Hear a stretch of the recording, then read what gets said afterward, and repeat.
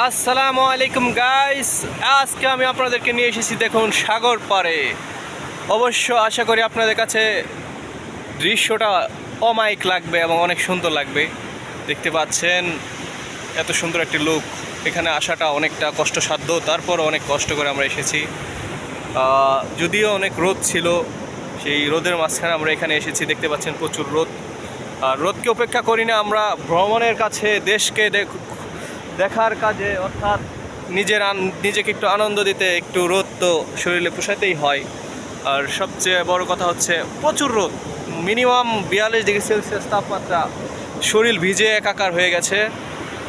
তারপরও এত সুন্দর একটা লুকে আসাটা তো খুব একটা ভাগ্যের ব্যাপার সেপার। আপনারা দেখতে পাচ্ছেন পিছনে অনেক সুন্দর সিনারি, সাগর খেলা করছে, ঢেউর খেলা, এত সুন্দর একটা পরিবেশ।